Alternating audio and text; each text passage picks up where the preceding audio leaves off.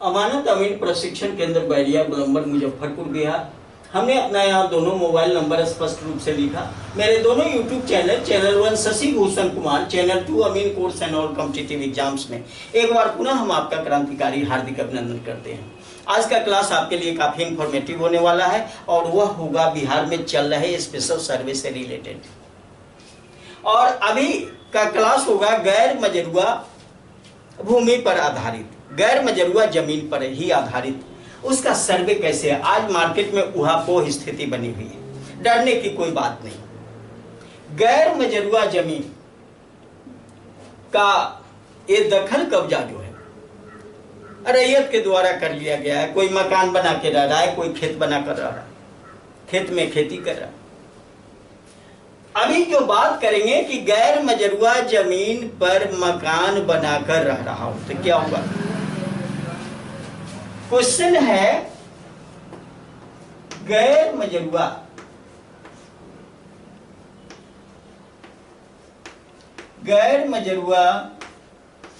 जमीन पर रैयत का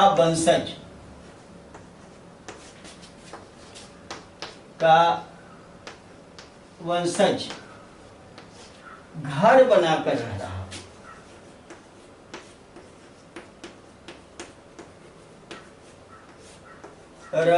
रहा हो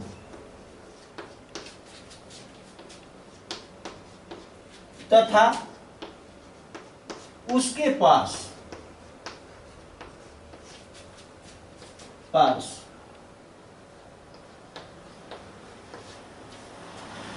केवल लगान रसीद हो,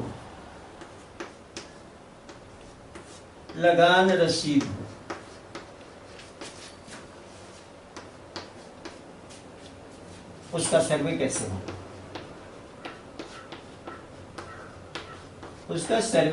होगा,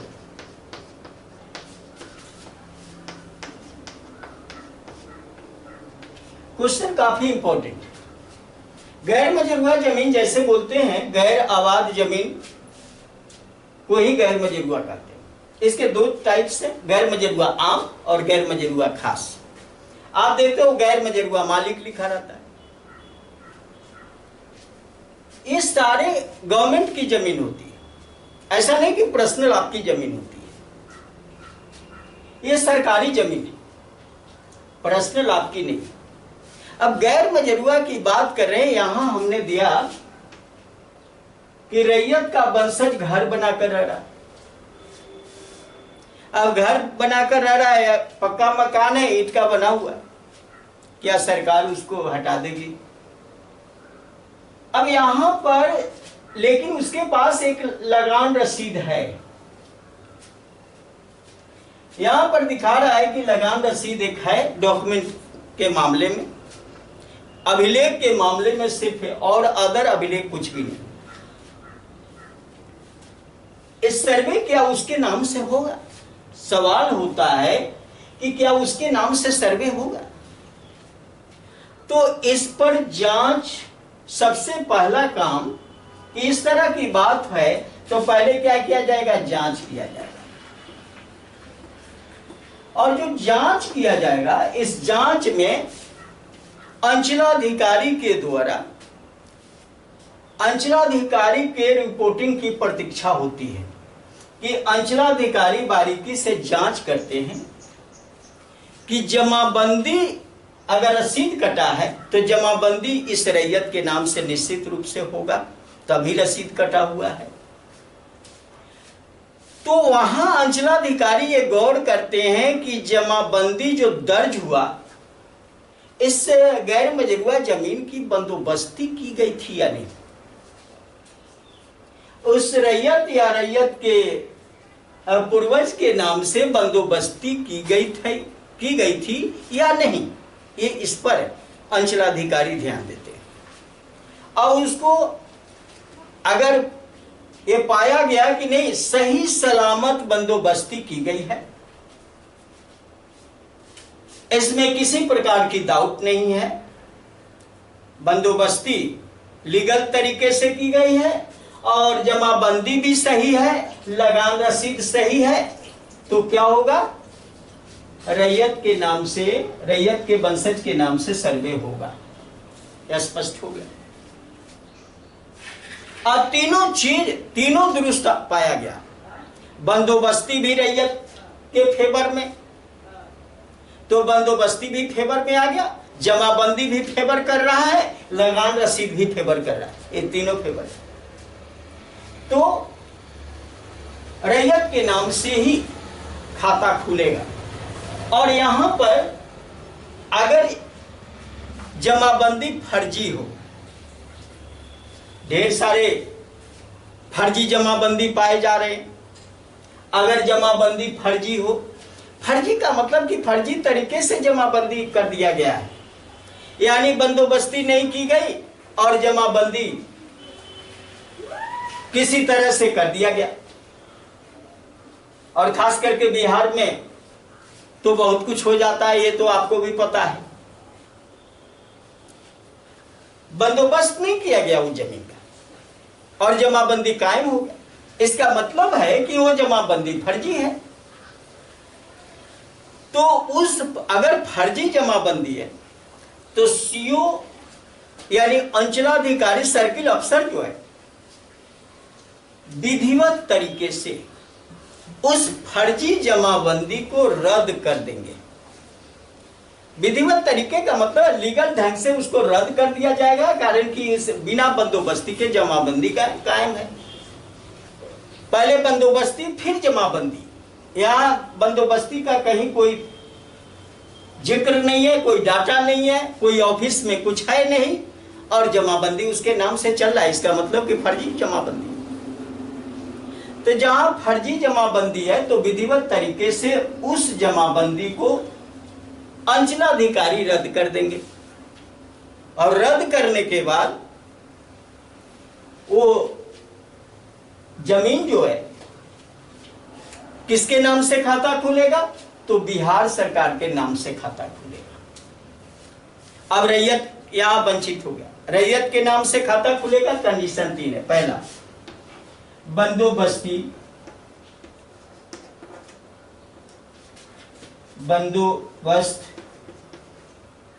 किया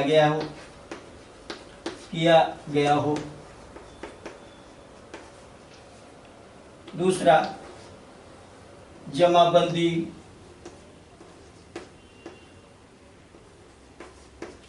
सही हो।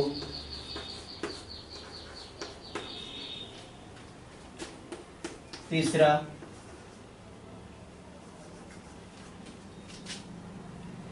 रसीद सही हो। ये 3 पॉइंट सही है तो रैयत के नाम से खाता खुलेगा, रैयत के नाम से खाता खुलेगा।